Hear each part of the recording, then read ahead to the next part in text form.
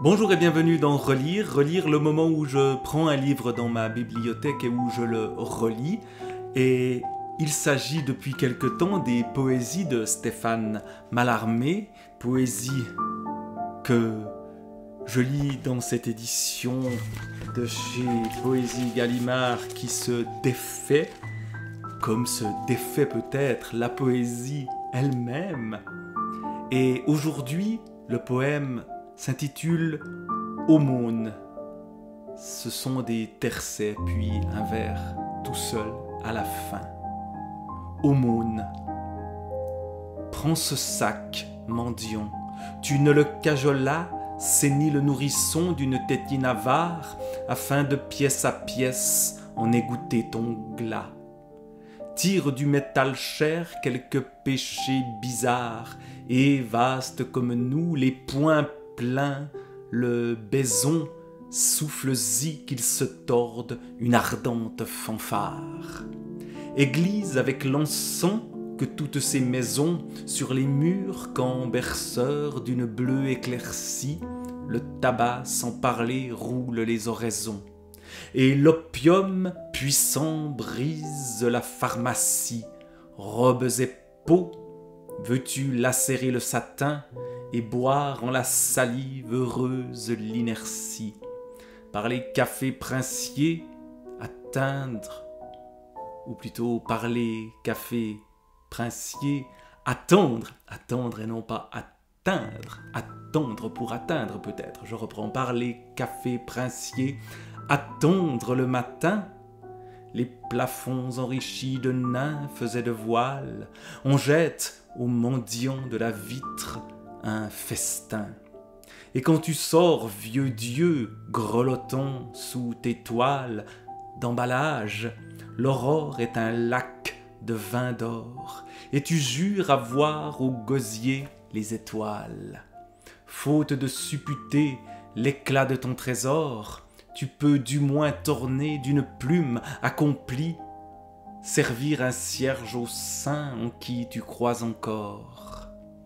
Ne t'imagine pas que je dis des folies, la terre s'ouvre vieille à qui crève de faim. Je hais une autre aumône et veux que tu m'oublies.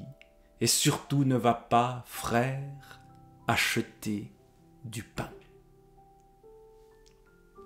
Voilà une aumône bien peu orthodoxe ou catholique, étant donné la thématique religieuse qui se ressent de ce poème-là, les péchés bizarres, quelques péchés bizarres, nous dit-on, et puis il y a l'encens, l'église avec l'encens, et puis on a aussi la sainteté, les étoiles, on pense, en tout cas j'ai pensé à ce poème de Victor Hugo, Le Mendiant, où Sabure, où scintillaient les constellations, et le pauvre comme une sorte de symbole de la fraternité ou de l'aumône, justement d'une aumône chrétienne.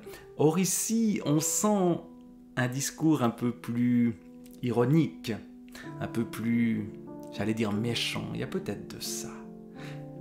Ou plus abstrait peut-être aussi, la langue est un peu tordue. Prends ce sac mendiant, tu ne le cajolas, c'est ni le nourrisson d'une tétine grave, afin de pièce à pièce en égoutter ton glas.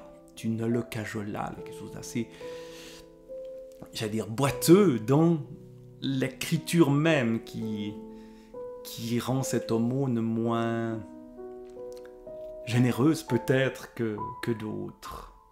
Et pourtant, prends ce sac, il y a quand même une aumône. Et surtout ne va pas, frère, acheter du pain, que va-t-il acheter à la place? Les étoiles, Sabure où je voyais des constellations, c'est Victor Hugo. Ici c'est quoi les étoiles, les constellations? Et tu jures avoir au gosier des étoiles. Les étoiles, il les boit, le mendiant. Il n'achète pas de pain, peut-être achète-t-il de quoi boire. Donc l'aumône de Mallarmé est une aumône plus poétique, dans le sens plus abstraite peut-être, et plus ironique que celle de Victor Hugo. Voilà, en tout cas l'impression qu'elle me donne à cette relecture d'un poème que j'avais oublié. Et je vais m'arrêter là, sur ce poème-là. La semaine prochaine, ce sera don du poème, un don du poème. On le recevra, je vous le transmettrai la semaine prochaine, mais pour l'instant, au revoir et à bientôt.